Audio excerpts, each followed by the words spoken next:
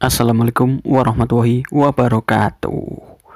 Pada kesempatan kali ini saya akan sedikit berbagi tentang hukum nikah secara online.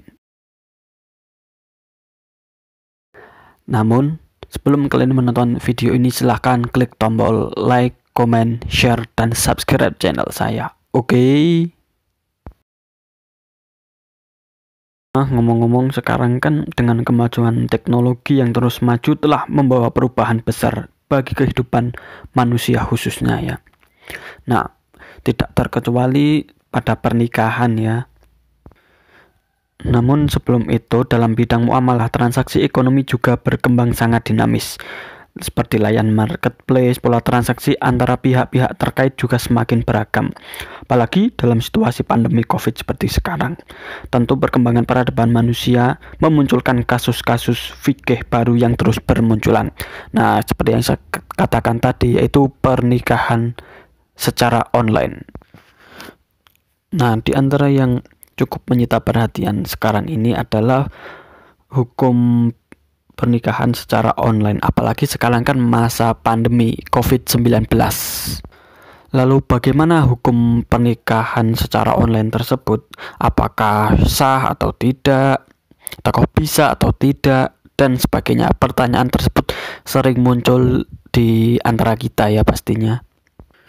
Nah, dalam pernikahan yang paling penting itu adalah akad nikah.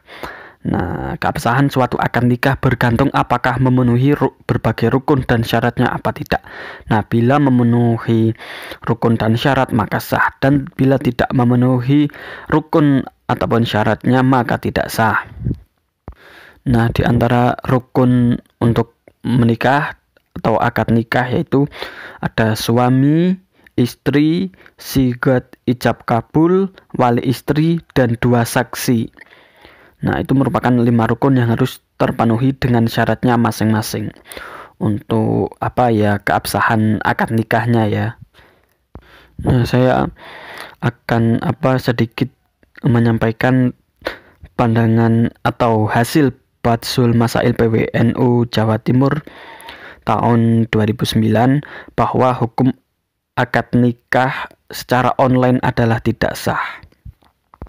Nah, terdapat berbagai alasan mengapa nikah secara online tersebut tidak sah. Nah, yang pertama tidak sah dengan beberapa alasan sebagai berikut.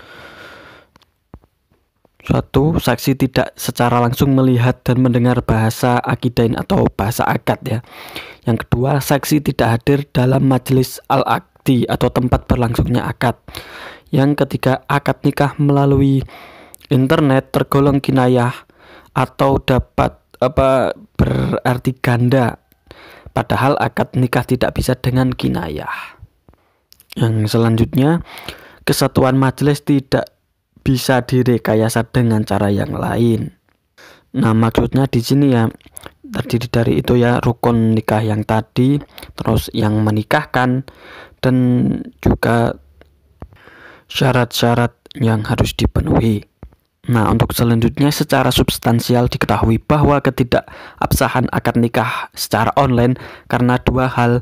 Yang pertama, sigat ijab kabul pernikahan yang dilakukan secara online tergolong sigat kinayah atau tidak jelas, tidak maknanya banyak ya. Padahal keabsahan akad nikah disyaratkan harus menggunakan sigat yang sharih atau jelas. Dengan demikian akad nikah seperti itu tidak sah.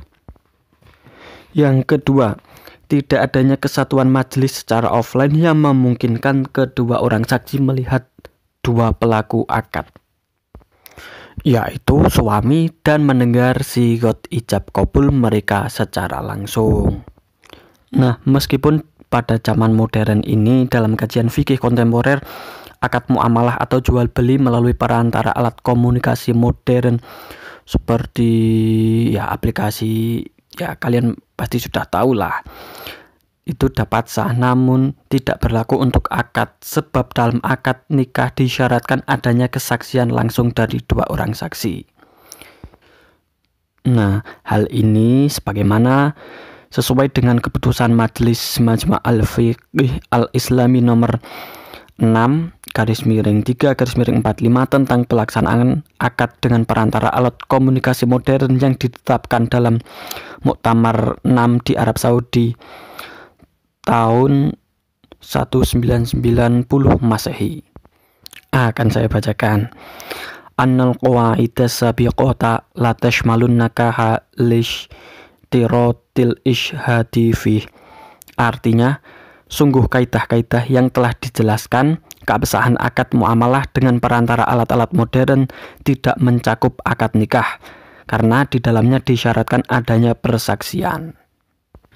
Nah, itu pendapat atau keputusan Bajul Masail yang menetapkan ketidakabsahan akad nikah online adalah keputusan yang sangat berhati-hati ya, sesuai dengan prinsip fikih Islam yang memperlakukan akad nikah lebih ketat daripada akad-akad lainnya.